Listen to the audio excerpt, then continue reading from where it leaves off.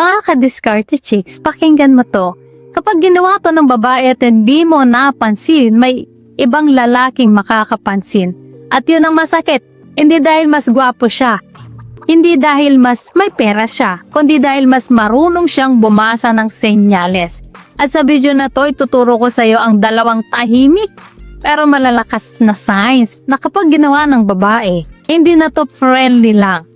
Manood ka hanggang dulo kasi may isang part dito na 90% ng lalaking Pilipino dito nagkakamali. Hindi lahat ng babae vocal.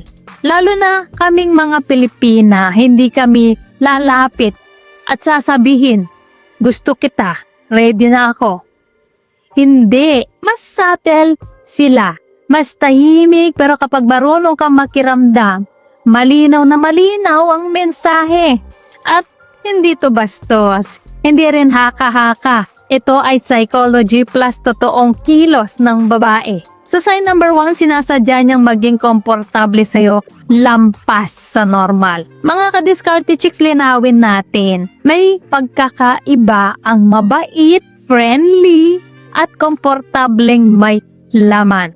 Kapag ang babae ay hindi na conscious sa galaw niya, kapag kasama ka, kayang umupo ng mas malapit, hindi umaatras kapag may konting physical closeness, at mas relax ang kilos kapag ikaw ang kasama. Hindi yan aksidente. Sa psychology ng babae, hindi sila nagiging physically komportable sa lalaking wala silang tiwala. Ang katawan nila ang unang nagsasabi ng totoo bago pa sa bibig. Kaya kung napapansin mo na hindi siya nailang sa presence mo, hindi siya stiff, hindi siya defensive, ibig sabihin tinanggal na niya ang barrier.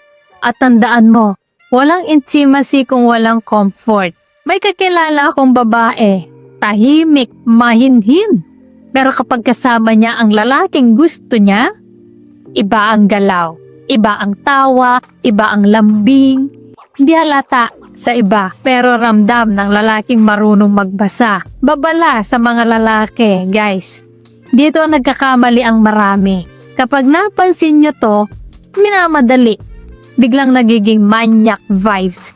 Biglang nagiging aggressive. Biglang nagiging bastos. At alam mo kung anong nangyayari. Nawawala ang comfort. Nawawala ang tiwala. Nawawala ang chance. Ang tunay na diskarte, huwag mong sirain ang komportableng binigay niya. So sign number 2, gumawa siya ng mga sitwasyong kayo lang dalawa. Makinig ka mabuti rito, ka-diskarte chicks. Kapag ang babae nagyaya ng lakad na parang simple lang bilang gusto ng tahimik na lugar, mas expressive kapag kayo lang, mas malambing kapag walang ibang tao. Hindi yan random. Psychology behind this, ang babae, kapag may gusto siyang mangyari, hindi niya sinasabi, ginagawa niya ang environment. Kasi ayaw niyang masabihang malandi, desperada. Pero gusto niyang ikaw ang makaramdam, ikaw ang magbasa, ikaw ang kumilos ng tama. Yung tipong coffee lang tayo. Dito na lang tayo. Mas tahimik dito. Tapos mapapansin mo, mas mahina ang boses. Mas mabagal ang galaw.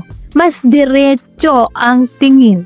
Mga ka-diskarte chicks, may tension yan. Hindi sinasadya, hindi biro, may ibig sabihin yan. Malaking pagkakamali ng halos ng mga lalaki kapag naramdaman to, dalawang uri ng lalaki ang lumalabas. So type 1, natataranta. So type 2, nag-a-assume agad. Parehong mali. Ang tamang galaw, kalma, present, hindi nagmamadali, hindi bastos, pero malinaw ang energy. At dito pumapasok ang tunay na attraction. Quick check lang mga ka-diskarte chicks. Kung naranasan mo kahit isa dito, mag-comment ka ng fire. Para alam mong hindi ka nag-iisa. Ito ang gusto kong tandaan mo. Hindi lahat ng gusto ng babae ay sinasabi. Pero laging may senyales. At ang problema sa maraming lalaki, gusto nila ng assurance. Samantalang ang babae gusto ng presence at reading skills. Kapag marunong ka magbasa, hindi mo kailangang magtanong. So guys, sa susunod na video, pag-uusapan natin ang anong ginagawa ng lalaki mas lalong nagiinit ang atraksyon ng babae kahit wala pang nangyayari. Kung ayaw mong sayang, sana, pwede sana, kung alam ko lang, mag-subscribe ka. Kasi dito sa channel na to, tinuturo natin ang mga bagay na hindi sinasabi ng babae, pero ramdam nila. Mga ka-diskarte chicks, hindi lahat ng pagkakataon bumabalik. Basahin mo habang andyan pa. So ayan mga ka-diskarte chicks, sana ay may natutunan po kaya sa video natin ngayon. At syempre bago pa tayo matapos, shoutout muna sa ating mga masugid na tagapanood na sina Maning Vlog from Antipolo Rizal, Zaldi Gadingan watching from Isabela, Pascual from Maramag, Bukidnon, Homer Cleofe from Bicol, Rowel Laping ng Caloocan, Edwin Vallejos ng Aurora Province, Hardy Rosilio ng Rosario, Cavite, at kay Ervin Modesto A. Carino, taga Batangas. Guys, maraming salamat po sa suporta at panonood, mga ka-diskarte chicks. Dahil po sa inyo, lalo po akong ginagana gumawa ng mga content na makakatulong at makakaaliw. Para naman po sa mga hindi pa na siya shoutout, gusto mong ma-shoutout sa next video, i-comment lang ang hashtag ka-discardechicks at sabihin ko anong topic ang gusto mo pag-usapan natin next. Kung nagustuhan mo ang video na ito, like, subscribe at share mo na. This is Discarte Chicks, yung love mentor na lagi nandito para sa mga diskarteng pag-ibig. Kita-kits sa next video. Maraming salamat sa panonood. Ingat kayo palagi. Let's spread love.